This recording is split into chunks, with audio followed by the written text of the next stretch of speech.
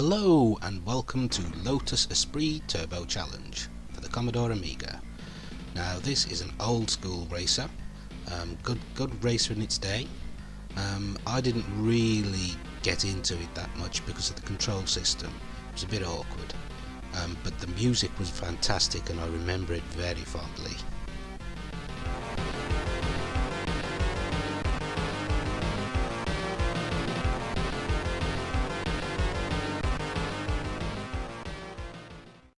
So, as to the game itself, well, it moved well. It was technically very good, as I said, and I don't think it got below 80% in the reviews, and it got mostly high reviews, from what I can remember.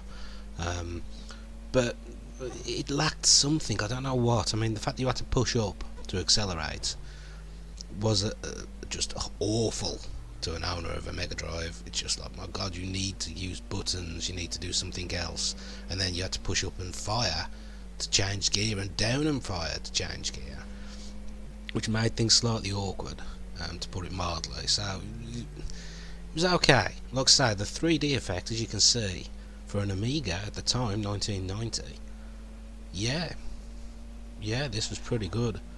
And you know, a lot of people, I'm sure, would have wished that this team would have made the conversion of Outrun, because it would have been a hell of a lot better than it actually was. But this one had about, I don't know, like I say, I never played it masses. I think it had about 32 different levels on it, which mainly were just different colours, that sort of thing, different scenery obviously, but there's not masses amounts. It's not like Outrun in that effect, just the odd bit here and there. Most of the scenery signs telling you which way to go, as you can see. But it moves well, and there are hills in it, and that works very well as well. I don't think there's any Amiga games particularly that move that well. You know, apart from some of the CD32 ones, I can't remember. I think there was a Batman game that was pretty good on the Amiga as well.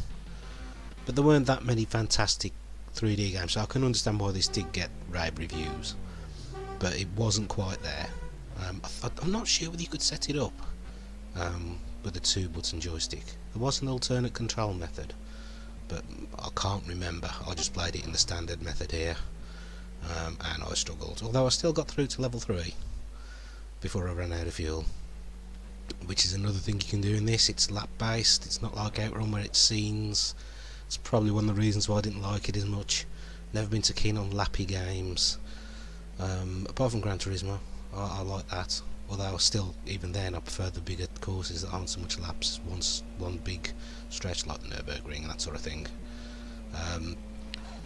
Yeah, really good game this. I recommend you trying it out if you've never played it.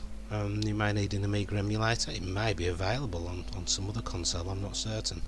I know it came out on Mega Drive and things like that with the sequels, and obviously on the Spectrum and quite a few other consoles, but the Amiga one was the version to own. Definitely the version to own.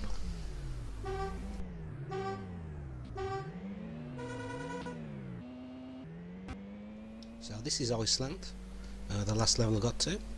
You can see it's all blue and icy. Looks nice. I still think it looks good even today. I mean, fair enough, obviously, compared to Gran Turismo, it's very basic, but it's still smooth. And a bit of practice and perhaps a better control system, it would be quite a nice little game. But obviously, and there's the hills, look. Hills very nice for the Amiga at the time.